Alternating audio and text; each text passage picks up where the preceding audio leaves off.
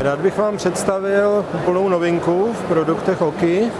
Je to velkoformátová tiskárna s šíří tisku 64 palců.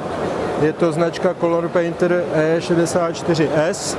Je to 6barevná ekosolventní tiskárna. Její hlavní zaměření je na reklamní potisky i hlavně na reklamní potisky, které mají odolávat třeba i povětrnostním vlivům, čili venkovní reklama, ale ten stroj díky svému rozlišení maximálnímu 1080 na 1080 dpi, tak může být určen třeba i pro potisky samolepek a následné rozřezávání na řezacím plotru. Součástí dodávky tady té tiskárny je ripovací software Riponics Center, který řídí tisk na té tiskárně, ale zároveň umožňuje připojení řezacího plotru. A už je vlastně v ceně té dodávky. Tento typ je určen pro menší agentury, možná i se zaměřením na ty drobnější tisky s většími detaily. Jinak v portfoliu Oki je ještě model o sice stejné šířce tisku, ale produkční, a to je model M64, ten existuje i v 7barevné variantě a tou 7 barvou je šedá barva pro právě třeba potisk černobílých fotografií. A největším modelem, ten tady na výstavě máme také, je 104-palcový H3 104S plotter, ten je 8barevný, ten má 2 šedé. Tam už se předpokládá doopravdy využití na velké banery, na venkovní použití. Tady ta 64 může být určena i do nějakých grafických studií. Důležité je, že ekosolventní tiskárny potřebují samozřejmě patřičná média, nejde s nimi tisknout na obyčejný papír. V tuto chvíli jsme v části expozice, kde Oki představuje standardní LED-diodové tiskové systémy, které tisknou práškovými tonery a zapékáním. Jsou to tiskárny 4barevné, ale i 5barevné. V těch 5barevných verzích máme verzi s bílým tonerem nebo s průhledným parciálním lakem.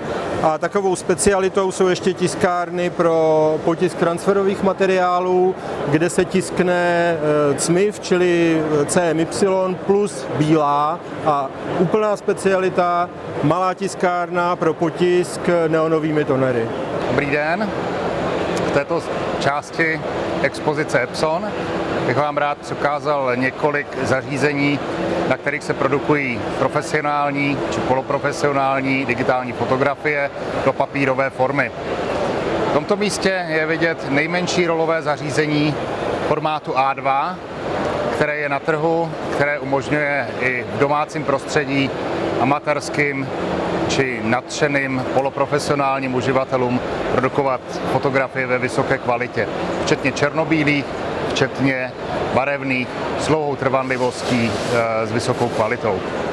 Rád bych zmínil i zařízení používané v oblasti tisku fotografií na eventech, tedy na zákaznických akcích. Jedná se o digitální Fotolab, Suchý lab D700, který produkuje fotografie do šíře 21 cm a poskytuje vysokou kvalitu za rozumnou produkční cenu. V sekci sidemakingu je k vidění dvojice tiskáren, jedna základní, druhá pokročilá. V tu chvíli se díváme na řadu 80, nejkvalitnější ekosolventní tiskárna na trhu. Jako zajímavost bych zmínil možnost osazení stříbrné nebo bílé barvy pro vytváření metalických efektů nebo efektů na polopropustných, poloprůsvitných předlohách, kde můžeme podtisknout materiál bílou, anebo zase v rozměru přetisknout bílou, aby byl zvýrazněný při zobrazení z druhé strany.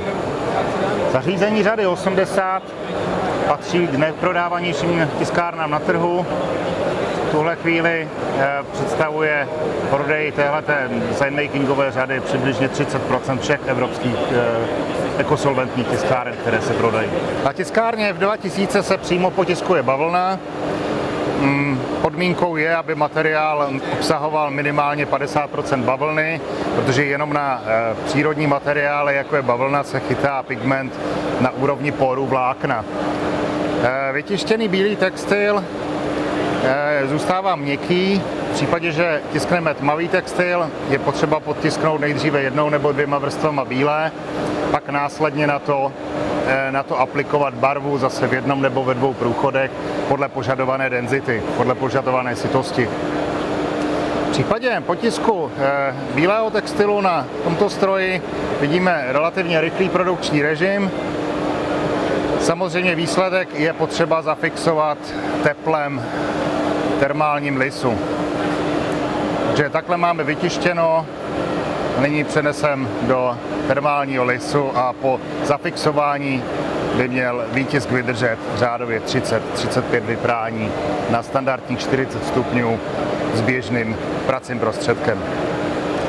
Fixace se provádí v termálním lisu při teplotě 175 stupňů 45 vteřin. Na výstavě Reklam Polygraf ukazujeme výstupy z naší revoluční tiskárny UV gelové technologie, kterou uvedeme na FESPě. Za 2 týdny začíná FESPA od 8. do 12. května. Na zadní straně stánku jsou vidět výstupy z této technologie 1,60 m rolový tisk UV technologií. Co vidíte za mnou je UV tiskárna OC Arizona. Slouží pro tisk deskových materiálů, flexibilních materiálů do interiéru i exteriéru. Umíme potisknout materiály až do 5 cm výšky, různé tradiční materiály, jako je dřevo, kovové předměty, jakékoliv předměty, třeba sklo. Na následné zpracování vytištěných materiálů, či už plexiskla, PVC desek nebo lepenky, vlnité lepenky, slouží tady to zařízení Kongsberg X24. Máme několik modelů podle výkonu. Po potisku je možné zpracovat, ohýbat, vysekávat.